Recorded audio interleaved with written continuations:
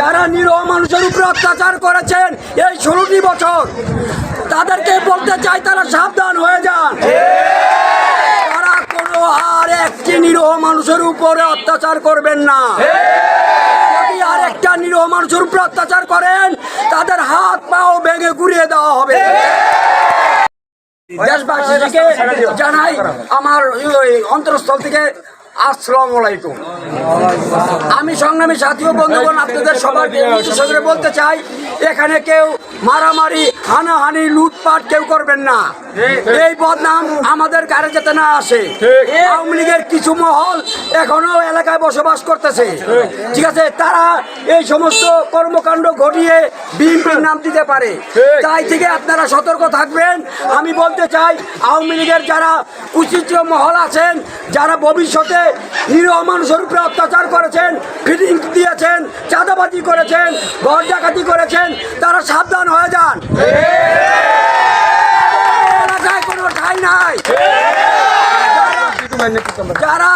যারা নিরীহ মানুষের উপরে অত্যাচার করেছেন এই 16টি বছর, তাদেরকে বলতে চাই তারা সাবধান হয়ে যান। তারা কোনো আর একটি নিরীহ মানুষের উপরে অত্যাচার করবেন না। যদি আর একটা নিরীহ মানুষের উপরে অত্যাচার করেন, তাদের হাত পাও ভেঙে গুড়িয়ে দেওয়া হবে।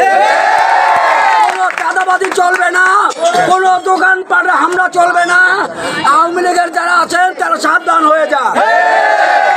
অনেক বাকি খেয়েছে দোকানদারদের কাছ থেকে, বাকি খেয়ে টাকা দেন নাই, টাকা চাইছে, দোকানদাররা মার খাইছে। তারা সাবধান হয়ে যান। আর যারা এলাকায় বসবাস করতেছেন তারা এখনই এলাকা ছাড়ে। মানুষ যারা আছেন তারা থাকেন, কিন্তু যারা সন্ত্রাসী চাঁদাবাজি করছেন, যারা নিরীহ মানুষের উপরে মাছ আলাগতেন, মাছ আনছেন, মাছের টাকা দেন নাই, দোকানদার থেকে সরাই আনছেন, তারা টাকা দেন নাই, তারা সাবধান হয়ে যান। করেছেন, ছিনতাই করেছেন, ডাকাতি করেছেন, তারা চলে যান। তাদের এই কুতুবপুরে কোনো ঠাঁই নাই। এই বলে আমি শহীদুল ইসলাম তিরু ভাইয়ের তার আদর্শ বুকে ধারণ করি, তার আদর্শ অনুযায়ী আমি পথ চলি। তাই শহীদুল ইসলাম তিরু ভাইয়ের নেতৃত্বে এই কথাগুলো, এই মেসেজগুলো জনগণের মাঝে পৌঁছাইয়া দিলাম। যদি কেউ আমাদের ভিতরেও থাকে, যদি কেউ কোনো দোকানদারের থেকে গিয়ে টাকা চায়, দোকানদার গিয়ে বন্ধ করে, তাহলে শহীদুল ইসলাম তিরু ভাইকে জানাবেন। প্লাস যদি আমরা কাছে আছি আমাদের জানাবেন। যদি আমাদের দলের বিদ্রোহ হয়, কাউকে ছাড় দেওয়া হবে না।